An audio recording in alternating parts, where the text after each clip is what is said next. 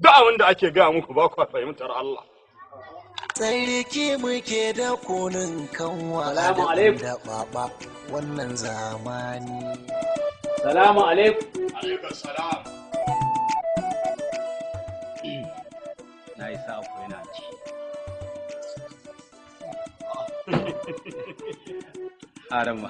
Gabata. Barkan mu da yawa. Muna lafiya. Ya kokari. Alhamdulillah. Ya ijtihadi. Alhamdulillah. To Allah ya saka alheri. Ya himma ya kokari. Alhamdulillah. Masha Allah ta'ala. Ya yara. Yara fa muna nan muna ta tarbiyyar ta da su ko muna abun nan. Allah ya amfani da Allah ya sa ai mai amfani. Amin. Allah ya sa ai mai amfani.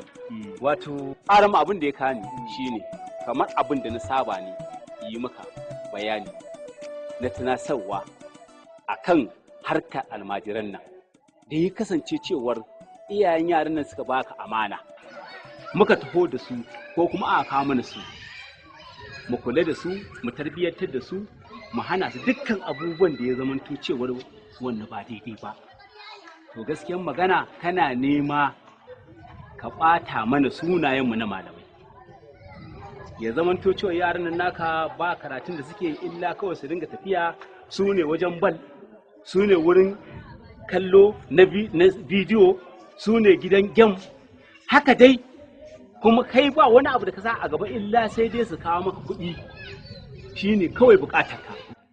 Sai da Allah gafara can saurara tun da kake a cikin garin nan ka taɓa gani na shiga al'amarin wani hadisi ne ingantacce min husnul islami mar'i yana daga kyan musuluncin mutum tarkuhu ma la yahni ya bar abin da babu ruwansa.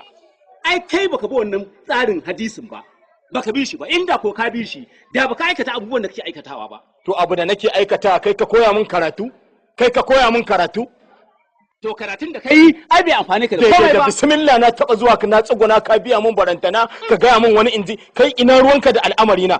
Ba za mu fasa gaya ma gaskiya ba mu wakilan Allah ne kuma dole sai mun gaya maka da abin da zaka kuma ka yi. To ni wakilin babanka ne shine na ce ku wakilan Allah ne ni ka gaya mun in wakilin babanka ne.